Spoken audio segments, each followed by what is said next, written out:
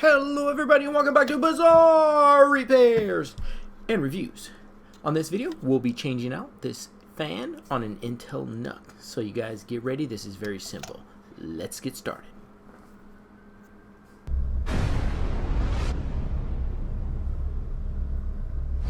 Okay, and as I said in the intro, we're going to take this Intel NUC apart. All you need is a Phillips head screwdriver. It's pretty easy. Don't forget to like, comment, subscribe, and let's get started. So I bought this fan on Amazon, and I'll put the link in the description for that. I'm just going to be using a Phillips bit out of that little container there. I'm going to be using this screwdriver only to unscrew, and I'm on the lowest torque setting. Just unscrew and make it a little faster. I will not use this to screw in. Okay, so let's flip it upside down and get started. As I said before, I'll use the drill just on these 4 screws here. So you have 4 screws to remove the bottom plate, and you'll be able to pull the plate right off as long as all the screws are out. Now you have 2 connections here, a SATA and a connection that goes to the motherboard. So just pop both of those out. I can't show you because my hands are in there, but you'll just lift out both connections and the back cover will pop off, and there they go. Very easy. Okay, now we're just going to unplug that little connector there that attaches to the motherboard. Okay, next up, now I'm going to put in my Phillips bit. If I can get it on here. There we go. Tighten it up a little bit, and now we're going to remove the SSD. Okay, and let's remove that M.2, and basically if that screw there is not magnetized, you'll probably have to dump the unit upside down to get it out. Now I'm going to remove the Wi-Fi module cables. It's just 2 little cables here. You'll see the black and the gray, and you kind of just get under them and kind of pop them up. I usually like to use a plastic spudger tool for this, but I didn't have one, so I went with a spring hook, and it removed them quite nicely. Now I'm just going to remove these little pads here. They look like they help with the heat distribution, kind of act as a heat sink. Once those are off, you have 2 black screws that you're going to remove. You can see I'm doing one here, and if they fall, just dump the unit upside down, and then the second one will be right at the top.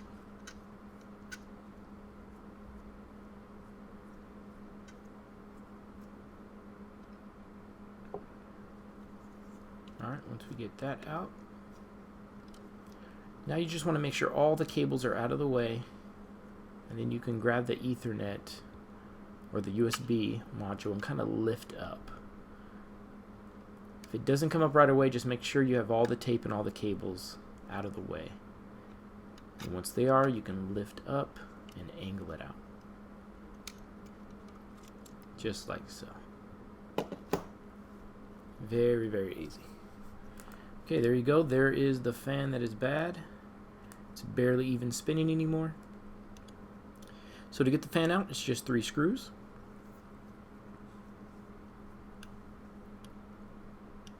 And 2 of the screws are the same size, and there's one on the bottom that's a little bigger.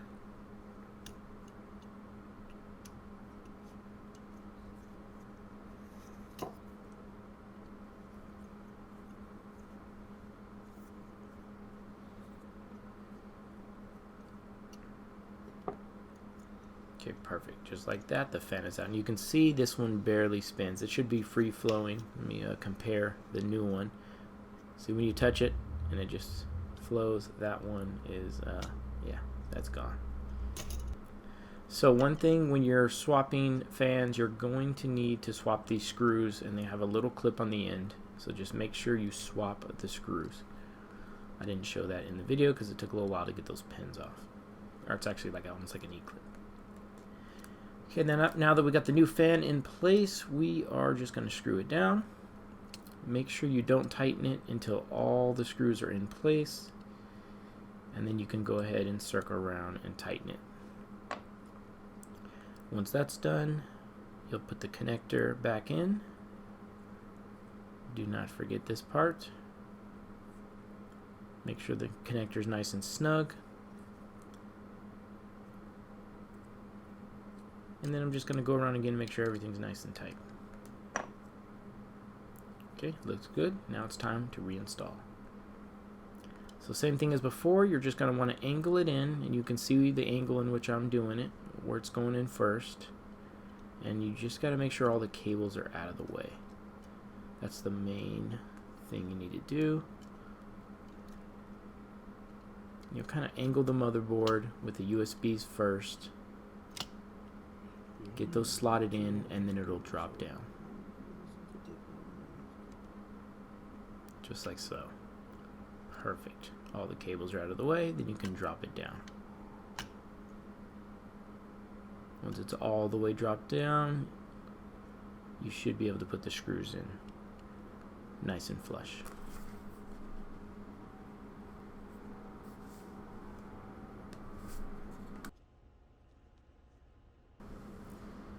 Okay, now we're going to put our 2 black screws back in to secure the motherboard.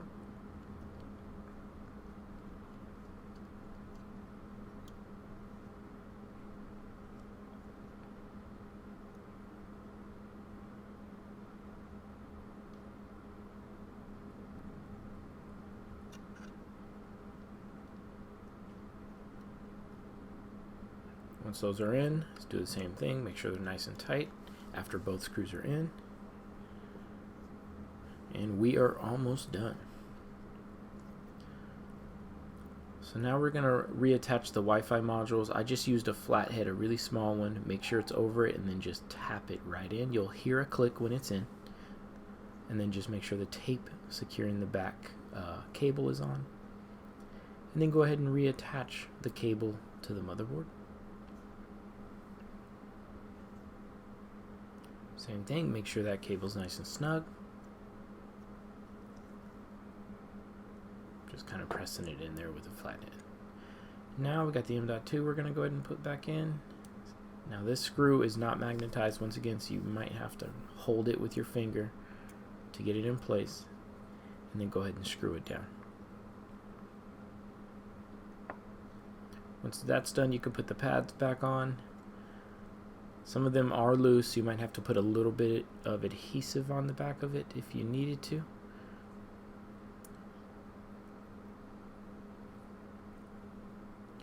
And now we're going to replace the back cover. Do not forget to reattach the SATA cable and the cable going into the motherboard. Make sure to do the cable that goes into the motherboard first. That one's a little bit harder.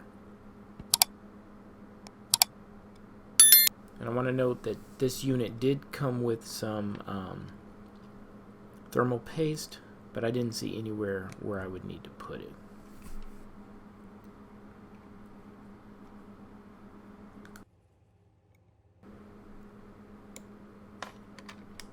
Okay, once the connecting pieces are in, we're just going to screw everything down again.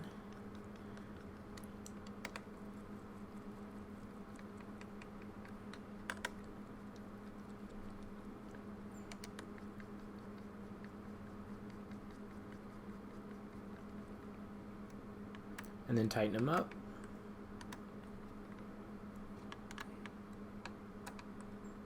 Alright, now that these are nice and tight, we can go ahead and plug this thing back in and see if it works. And there we go, it's coming on. We are good to go. Thank you guys for watching. I'm going to go ahead and end this video, and I'll see you on the next one. Bye-bye.